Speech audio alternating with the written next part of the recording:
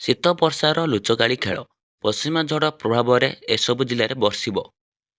ରାଜ୍ୟରେ ଏବେ ଜାରି ରହିଛି ଶୀତ ବର୍ଷାର ଲୁଚକାଳି ଖେଳ।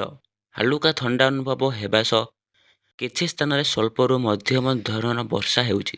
ପାଣିପାଗ ବିଭାଗର ତାଜା ସୂଚନା ଅନୁସାରେ ପଶ୍ଚିମା ଝଡ଼ ପ୍ରଭାବରେ ରାଜ୍ୟରେ କେତେକ ସ୍ଥାନରେ ବର୍ଷା ହେଉଥିବା କୁହାଯାଉଛି।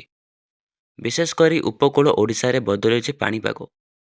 ଗତ ବର୍ଷ ଅପେକ୍ଷା ଚଳିତ ବର୍ଷ କମ୍ ଶୀତ ରାଜ୍ୟରେ ଅନୁଭୂତ ହେବ ବୋଲି ସୂଚନା ଦେଉଛନ୍ତି ଆଇଏମ୍ଡି ଡିଜି। ଆଗାମୀ ଦିନରେ ପାଗ ସାଧାରଣତଃ ଶୁଖିଲା ରହିବା ସହିତ ହାଲୁକା ଶୀତ ଅନୁଭବ ହେବ। ନଭେମ୍ବର ମାସ ଶେଷ ହୋଇ ଡିସେମ୍ବରର ଦ୍ୱିତୀୟ ସପ୍ତାହ ଆରମ୍ଭ ହେଲାଣି, ହେଲେ ଶୀତର ଦେଖା ନାହିଁ। ପ୍ରତିବର୍ଷ ଏହି ସମୟରେ ହାଡ଼ଭଙ୍ଗା ଶୀତ ଅନୁଭବ ହେଉଥିବା ବେଳେ ଚଳିତ ବର୍ଷ ରାଜ୍ୟରୁ ଶୀତ ଗାୟବ ହୋଇଯାଇଛି।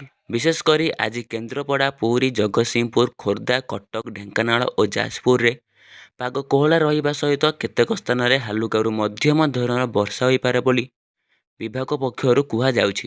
ଗତକାଲି କଟକ, ଭୁବନେଶ୍ୱର ହାଲୁକାରୁ ମଧ୍ୟମ ଧରଣର ବର୍ଷା ହୋଇଛି। ତେବେ ଏହି ବର୍ଷା ଶୀତ ଆଣିପାରେ ବୋଲି ଆଶଙ୍କା ରହିଛି। ସେପଟେ ଦକ୍ଷିଣ ପୂର୍ବ ବଙ୍ଗୋପସାଗରରେ ସୃଷ୍ଟି ହୋଇଥିବା ଘୂର୍ଣ୍ଣବଳୟ ଆହୁରି ଘନୀଭୂତ ହେବ ଏବଂ ଆସନ୍ତାକାଲି ଏହା ଶ୍ରୀଲଙ୍କା ଉପକୂଳ ଛୁଇଁପାରେ।